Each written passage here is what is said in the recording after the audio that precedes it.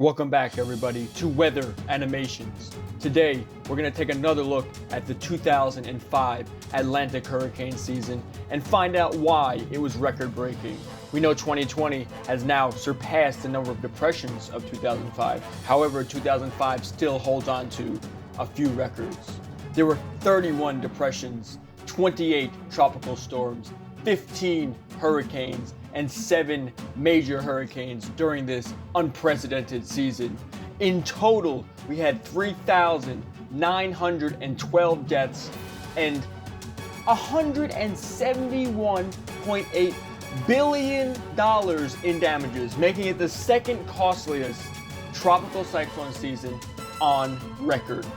Stay tuned and find out how the 2005 Atlantic hurricane season unfolds from beginning to end. Alright, so starting off this hurricane season, we have Tropical Storm Arlene. Arlene didn't reach too high of an intensity, only at 70 miles an hour, and a minimum central pressure of 989. Made landfall in far western Florida as a tropical storm, and not too much more to say here. After Arlene, we have Brett, which was very short-lived, made landfall as a tropical storm. That's it. Next up, we have Hurricane Cindy, our first hurricane of the season. Barely that, at 70-mile-an-hour peak wind speed, and it made landfall in Louisiana, in a similar location where we'll see later this season Katrina makes landfall, which is much more impactful than Cindy was. Baby, wait, I know that you're afraid, but it'll be okay if you just stay with me. We can run from here and we can disappear and they won't find us where we are going. After Cindy, we find ourselves running into Hurricane Dennis. It formed in the Caribbean, we'll call that, and it was our first major hurricane of the season. It made landfall as a major hurricane in Cuba, and when it reemerged on the other side, it was no longer a major hurricane. However, it's still a hurricane. It did again make landfall in the United States as a major hurricane in a similar location to an earlier storm. Formed on the 4th of July and dissipated on the 13th. The peak intensity was just barely under Category 5 status at 150 miles an hour and a minimum central pressure of 930 millibars across its journey. And we'll just wait here for a while as Dennis decides to just meander over the Ohio Valley. Dear, so baby, hold on to me, 'cause I know I can make you believe in something. Ramping things up even further, we have Hurricane Emily. Emily formed in the middle of July on the 11th and dissipated on the 21st.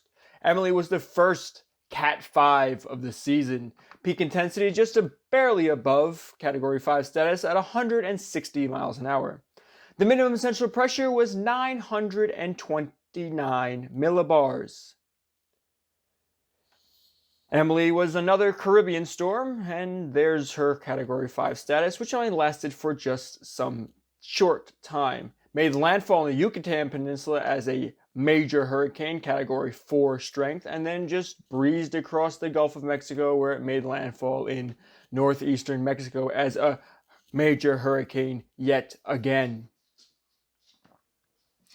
Next, we have Tropical Storm Franklin, which never made landfall, though it did bring some uneasy weather to the Bahamas. Its maximum intensity was just barely under hurricane status at 70 miles an hour.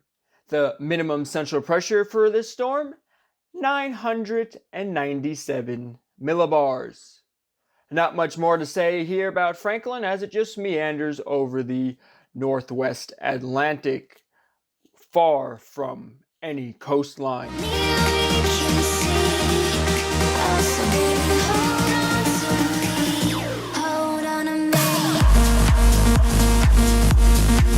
Next up, we have rather short-lived Tropical Storm Gert, which formed in the southwest Gulf of Mexico and made landfall in Central America.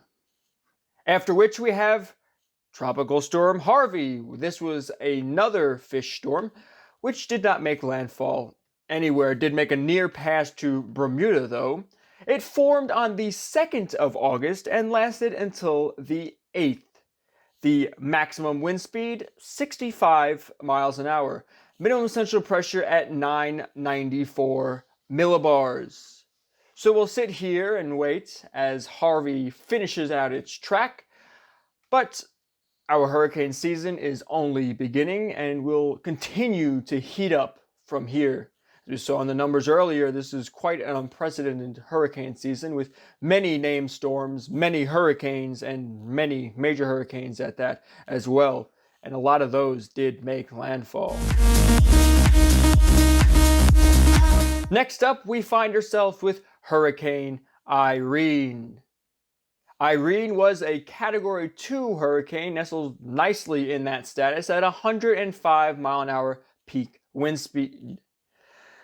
Irene was also a fish storm, though it did make a near pass to Bermuda at about hurricane status, and the minimum central pressure was 970 millibars. So we'll just wait here a little while as Irene makes its trek towards the northwest and getting semi-close to the United States before making its northward turn. You can kind of see there we have that little island of Bermuda just hanging out in the Atlantic, and Irene nicely avoids at general hurricane status. There's our hurricane Category 2 rather, and it proceeds then off towards the north and east. Next up, we have Tropical Depression 10. Not much to speak of for this storm, as the peak intensity only got it to 35 miles an hour, not reaching tropical storm status, and the minimum central pressure was only 1,008 millibars. Next is short-lived Tropical Storm Jose, which made landfall in Mexico. After which we have our probably biggest talking point of the season, Hurricane Katrina. Katrina did make landfall in Florida as a Category 1 hurricane. However, that is not the most unprecedented part of this system. Katrina did reemerge out the other side, obviously became a Category 5 hurricane, and then made landfall in the New Orleans area of Louisiana, which we all remember, and our hearts always go out to those who made it through and those who didn't survive. After which we have Tropical Storm Lee. Not much to really talk about here, as Lee was only a minimal tropical storm. Formed on the 28th of August, lasted to the 2nd of September, and minimum central pressure 1,006 millibars. Very short-lived tropical storm, as we can see in that short green patch there, and it just basically meandered around the northwest Atlantic.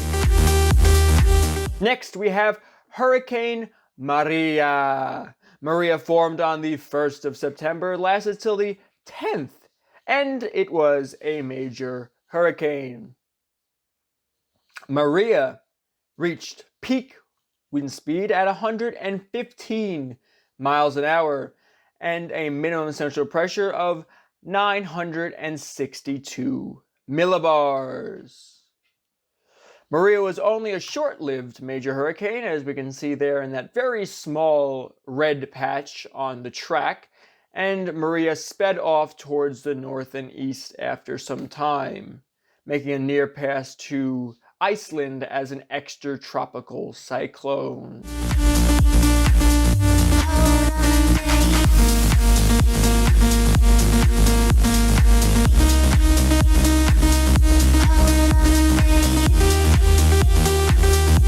Next up, we have Hurricane Nate. Nate formed on the 5th of September and lasted till the 10th. It quickly became a hurricane, but only Category 1 status. Peak wind speed was at 90 miles an hour, minimum central pressure 979 millibars. Nate did not make landfall, as we can see here from the track. However, it did speed off towards the north and east after making a tropical transition. Next, we have Hurricane Ophelia. Ophelia was formed on the 6th of September, lasted till the 17th. It was a very slow moving storm off the coast of Florida, as we can see here, and its maximum intensity was only 85 miles an hour, with the minimum central pressure of 976 millibars. As we can see here, Ophelia basically meandered off the coast for some time. It did make a very close approach to the coast here, and we can see that it says, no, I'm not going to make landfall. However, it did hang out and make some impacts to the coast there, as it just kind of rid the North Carolina coast, and then it finally sped off towards the north and east. We'll let this finish out here, but we move on to our next storm here in just a moment, after Ophelia is done showing us where she went.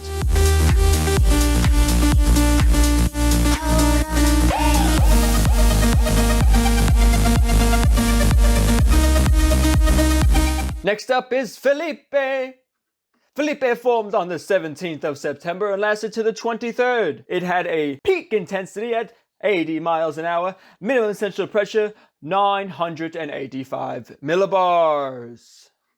Not too much to speak of here, as Felipe was a fish storm.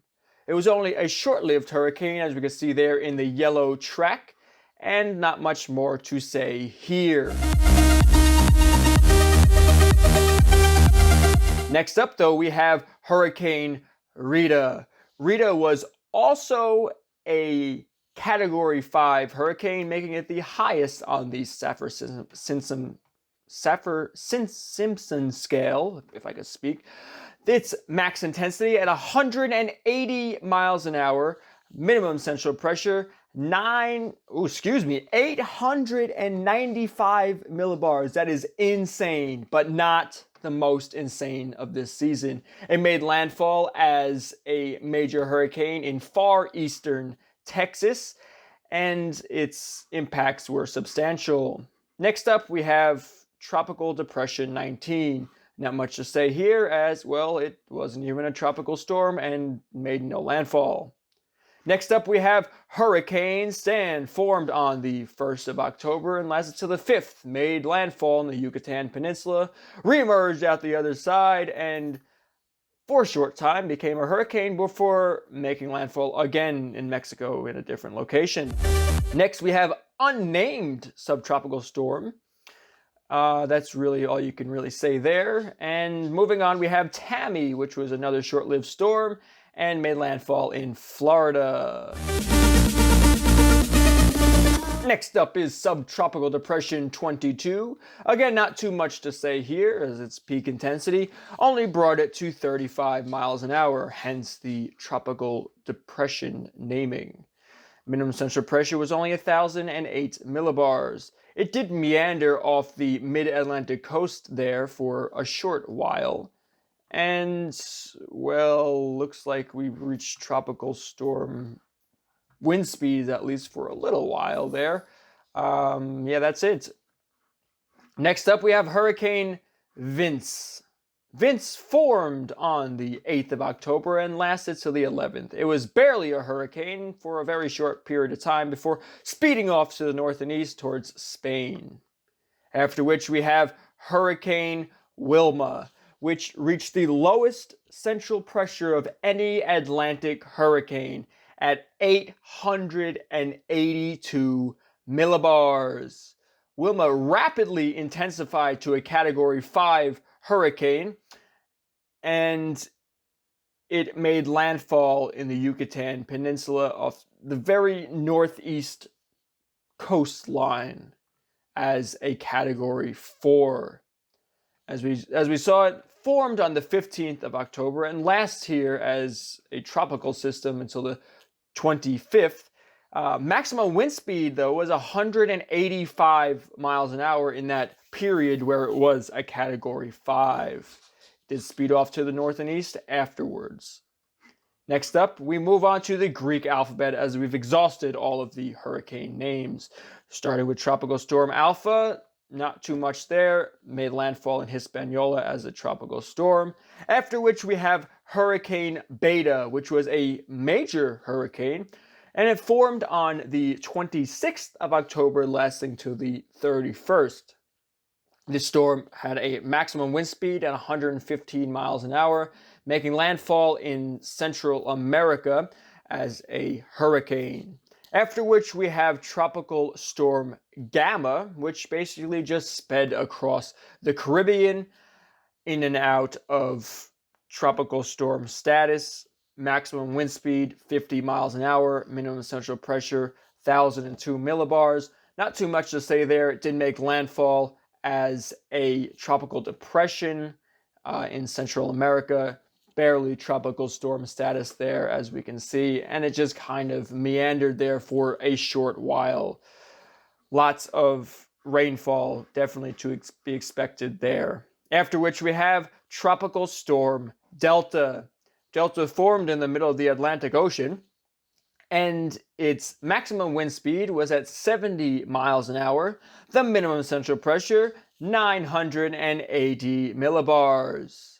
Rather interesting and low for a tropical storm here at that 980 millibar mark there. And it kind of meandered over the Atlantic for some time before it sped off towards the east and actually made landfall, not technically as a tropical system, but it did make landfall in Africa.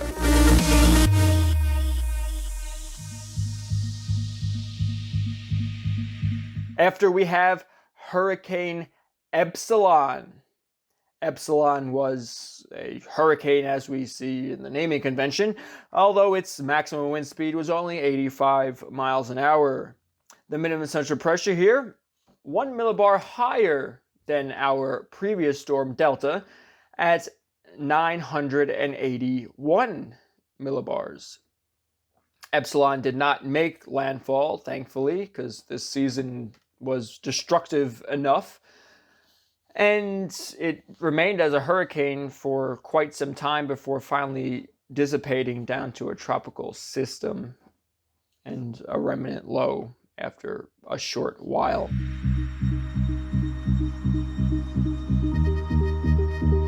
Our last storm of the season then, Zeta, brings us to the very end of the year, starting on December 30th and lasting until the 6th of January, which is the latest, tied for the latest of any tropical system. So that wraps up the unprecedented and very long 2005 Atlantic hurricane season. And I want to thank you for watching the video. I hope you enjoyed it.